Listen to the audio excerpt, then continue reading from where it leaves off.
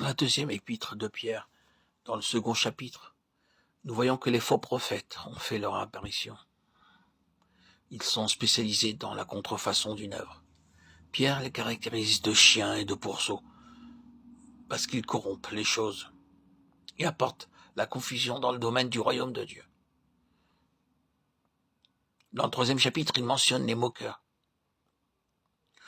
Ce sont ceux qui méprisent ce que Pierre déclare et qui le considèrent honteux et détestable.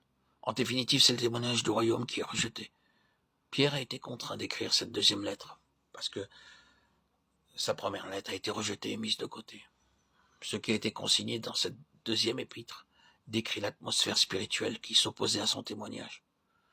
Il dévoile ouvertement que son témoignage a été rejeté par les hommes. Or, si l'époque de Pierre a été caractérisée par un tel déclin spirituel, combien plus cela est également vrai en ces jours de la fin. Nous trouvons peu de personnes aujourd'hui qui ont un fardeau pour le témoignage du royaume, et nombreux sont les opposants qui le décrient lorsqu'il est proclamé. Il n'est pas étonnant que beaucoup le considèrent comme un idéal utopique, car tel fut aussi le cas à l'époque de Pierre. Qui donc encore pourrait être surpris des falsifications insidieuses à l'encontre de la vérité, car toutes ces choses avaient déjà libre cours à l'époque de Pierre. Devons-nous donc être troublés et confus par ces choses survenant aussi aujourd'hui? Cependant, cela n'était pas la situation à la fin du ministère de Pierre seulement, car Paul a aussi connu le même sort. La mention de ces choses se trouve dans la deuxième lettre de Paul à Timothée. Peu de temps après avoir écrit cette lettre, Paul connut le martyre. Ainsi donc, en parcourant cette dernière lettre, nous pouvons percevoir la situation à la fin du ministère de Paul dans 2 Timothée 1, 5, 15. Il déclare « Tous ceux dont en Asie m'ont abandonné,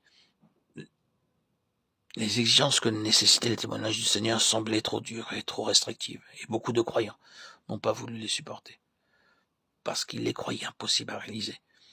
Ils ont donc fait demi-tour. Ni l'apôtre, ni le Seigneur lui-même n'ont pu les persuader de la nécessité de tenir ferme. C'est pourquoi le Seigneur et Paul les ont tristement laissés partir. La lettre aux Philippiens fut aussi écrite à cette même époque. Que nous rappelle-t-elle? Tous cherchent leur propre intérêt. Philippiens 2, 21. Une fois de plus, les gens ont rejeté le témoignage de cet apôtre. Ce qu'il faisait leur semblait si important qu'ils délaissaient les intérêts du Seigneur. Cependant, si nous prenons tellement soin de nos propres intérêts, comment pourrons-nous nous occuper de ceux du Seigneur? Ils seront très certainement délaissés. Nous voyons donc que le témoignage de Paul a été rejeté et haï par les hommes. Ces dernières paroles exhortent les croyants à la vigilance et à se garder de l'intrusion des hérésies. C'est ainsi que s'achèvera le ministère de Paul. Le résultat de tout cela fut que lorsque Paul et Pierre moururent, l'Église, d'un point de vue humain, était en déclin spirituel. Sa situation était comparable à celle décrite dans les chapitres 2 et 3 de l'Apocalypse.